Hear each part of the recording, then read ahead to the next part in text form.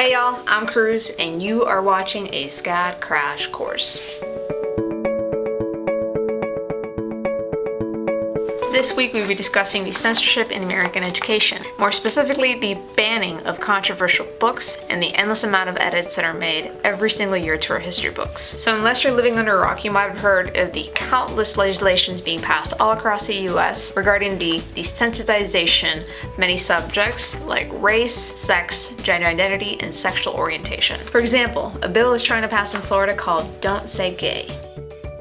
This bill targets people in the LGBTQ+ community and censors what kids can and cannot learn. Politicians are saying that the purpose of this bill is to protect parental rights. But what about the parents of kids in such community? Why should their children be forced to learn something that doesn't apply to them? Why can't they have the same opportunity as their classmates to learn about safe sex? And in the same state, we have conservative groups like Moms of Liberty storming into school board meetings, reading lines from select books, and comparing reading them to committing felonies. And I thought paper cuts were bad. The following is a list of banned and challenged classics: To Kill a Mockingbird, The Great Gatsby, Milk and Honey, Michelle Obama Political Icon, How to Be Anti-Racist, and All Boys Aren't Blue. And if you haven't noticed, there's a trend. If it talks about people of color, it's bad.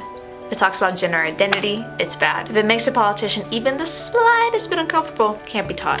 Thankfully, we have groups like Book Ban Busters working hard to stop extremist politicians from censoring our education just because they disagree with it. And aside from banning several books, our history books are now being whitewashed. So, what is whitewashing? Glad you asked. Whitewashing is the attempt to hide the unpleasant or incriminating facts about something or someone. So why are people doing this to our history books? Well, textbook companies are in it to profit, not to educate people. So when selling to more conservative states, they tend to leave out controversial topics like the Holocaust. Currently, there are only 19 states in the US that require kids to learn about the Holocaust. So roughly 62% of kids in the public school system will probably never be aware of it. Sadly, that is not all that's being removed from our history books. We've seen crucial topics like the Red Summer, the Ponce Massacre, the traumatic legacy of Native boarding schools being removed from our curriculum, but that's for another video. So to recap, we've talked about banning books, books being whitewashed, and what politicians are doing to restrict us from such information. And now that you know what's going on, we urge you to be part of the change